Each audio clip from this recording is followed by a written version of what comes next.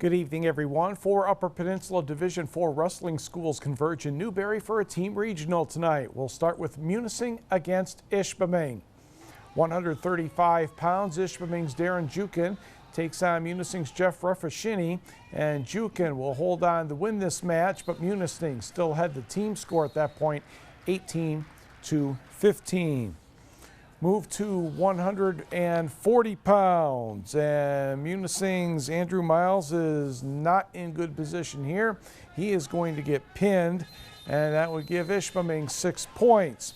But we move up to the 145-pound match, and it's Munising's Lucas Rittinger against Bailey Kadu, and Rittinger will take control and get the pin. Munising would beat Ishpeming 42-33 and move on to the regional final. In the other regional semifinal, it was Norway and St. Ignace, and then blue for Norway, it's Dylan Hofart, I should say, against Austin Marshall. Hofart getting the pin and a 12-6 Norway lead. 160 pounds, Taylor Benetti of Norway controls Tim Coolbaugh of the Saints, and the Knights have a big lead at this point now, 52-12. St. Ignace did get a few points late. Sam Fullerton will get credit for the pin here. Norway, though, would win the semifinal round 58-24. Now you're looking at one of the regional final matches. Norway's Tim Huddleston, 125 pounds, beats Munising's Zach McGowan. And on the scoreboard, Norway is your regional champion with a 52-30 victory over Munising. So the Knights will cross the Mackinac Bridge again next week for the Division IV quarterfinals down to Battle Creek.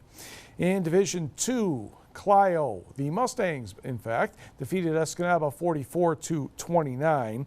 And in Division III, it was Roscommon edging Gladstone 39-36. The Braves' Jeremy Kadish had an unusual event tonight. He celebrated his 18th birthday, and he pinned his opponent in somewhere between 18 and 19 seconds. Not a bad deal. High school gymnastics, the Escanaba Elks Invitational Makeup. Negaunee, your team winner, by 1.2 points over Escanaba, and Marquette was third. The Redettes' Danelle Stewart won the all-around with a score of 33.20. To basketball, Gogebic Community College against Finlandia. This is the men's game. Finlandia is in the blue.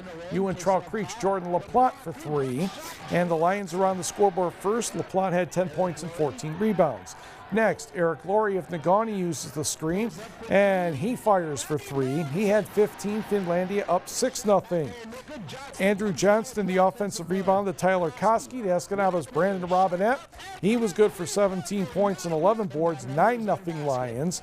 It was 13-0 before Michael Harris hits the long 2 right there for GCC. He had 20 points and 7 boards. LaPlante would get another 3. The Lions led 24-4 after 8 minutes.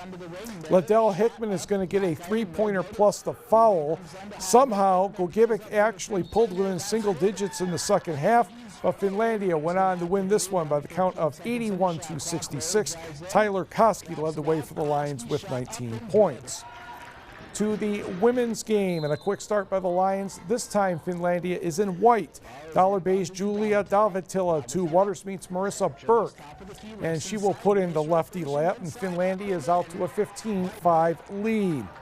The other way for the ladies, Sampson, Samantha Ofsted of Hurley with the jumper. That's good for 3. Lions still lead 15-8. Ofsted at 19 points and 7 assists. Burke, Marissa, buries the 3. 17 points for her. Lions up 10. Very nice pass from Ofsted to Lakeland and Hubble's Brittany Kissel for the hoop. Lions still lead by 8. Negaunee's Paige Oho to Superior Central's Brooke Passanen for 2. Lions led 36-25 at the half, and thanks to 14 points and 14 rebounds by Dollar Bay's Julia Davatila, Finlandia went on to win this one by the count of 66-49. The Michigan Tech men's basketball team needs one win to clinch a GLIAC quarterfinal home game if I've done my math correctly. Kevin Luke's club can get that job done tomorrow night with a win at Northwood. The Huskies are tied with Ferris State at 14-5 for third place in the GLIAC North Division, 2 games behind Lake Superior State and Saginaw Valley State. They're 16-3. Ashland leads the South, but the Eagles only have an 11-8 league record. The Huskies know they have a golden opportunity in front of them. We got goals. Might not be able to reach the first one and maybe win the conference, but we still got goals going forward, and we got to keep getting better because we still got a chance to do something special. When you don't play well at home, you get upset. It's the process that irks coaches. I feel much more comfortable. Hillsdale and Saginaw Valley are quality teams, and to beat them, you got to be doing something right. So I feel like we're on track at home. That's one thing we can take away, and I like the way we played on the road recently. Our guys are really focused when we get on that bus, and we got to keep it going. Tip-off tomorrow night in Midland for the Northwood game should be around 8 o'clock or a little after the women's game. NMU visits Lake Superior State. The 8th annual Don Hill Memorial Basketball Tournament in Norway is set for Saturday, February 28th and Sunday, March 1st. There will be 3 men's classes and 1 women's division. The women's division is limited to 2 former college players per team. The deadline to enter a team is this Sunday, and the cost is $95. For more information, you can contact Sweets McCarthy at area code 906-282-2536.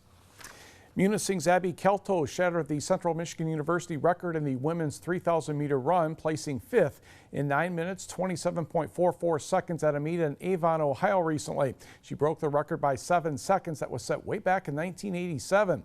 Kelto was a senior who back in December set the school's indoor 5,000-meter mark at the Saginaw Valley State University Holiday Classic. She was the first CMU female to qualify for the NCAA cross-country championships last November, and she's earned all academic honors from the National Track and Field Coaches Association. And don't forget, all kinds of information is available on our website at uppermichigansource.com. Former Green Bay tight end Brandon Bostic is now a member of the Minnesota Vikings. They claimed him today. And Miguel Cabrera of the Tigers might be ready for opening day. Might be. Might be. Yeah. Can't guarantee it, but he is cleared for hitting and throwing by the doctors for now. All right, I'm sure they're happy. Yes. Thanks, Mike.